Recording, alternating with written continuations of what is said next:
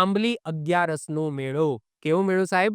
આંબલી અગિયારસનો મેળો. તો એ તમે જોઈ શકો છો, આ છે આંબલી અગિયારસનો મેળો. શું છે આની વિશેષતા? ચલો વાત કરીએ.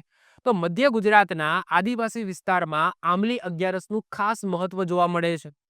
આદિવાસીઓ ફાગણ સુદ અગિયારસને, સાહેબ કઈ અગિયારસને, એક્ઝામની અંદર એવું પણ પૂછાય, આદિવાસી સમાજના લોકો કઈ અગિયારસને આંબલી અગિયારસ કહે છે? તો ફાગણ સુદ અગિયારસ આવે છે, આ ફાગણ સુદ અગિયારસને આંબલી અગિયારસ તરીકે ઓળખાવે છે. આ દિવસે આમળા જેટલું માંસ ખાવાનો પણ અહીંયા એક મહિમા છે. ઓકે, આમળા જેટલું માંસ ખાવાનો મહિમા છે.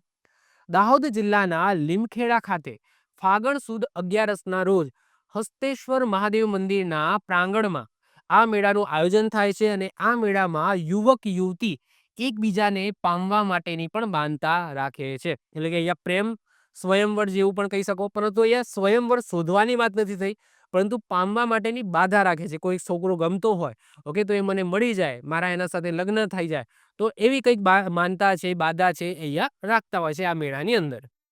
આ આંબળી અગિયારસના દિવસે મધ્ય ગુજરાતમાં વિવિધ જગ્યાએ મેળો ભરાય છે.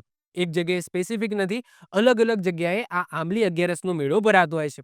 જેમાં ફેમસ નામની વાત કરીએ, ગામડાઓની નામ વાત કરીએ, તો દાહોદના ચોસલા, પછી ઓરવાડા, પછી જાલોદના સંજલી, પછી ગોધરામાં હરફ મોરવા, પછી બાવકા, પછી લીમખેડાનું ચીંદડી, પછી દેવગઢ બારિયાનું પારોલી. તો અલગ અલગ ગામડાની અંદર આ આંબલી અગિયારસના મેળાનું આયોજન કરવામાં આવે છે. ક્લિયર? તો આ એક સરસ મજાનો મેળો છે, આંબલી અગિયારસનો મેળો, જે આદિવાસી સમાજને બિલોંગ કરે છે.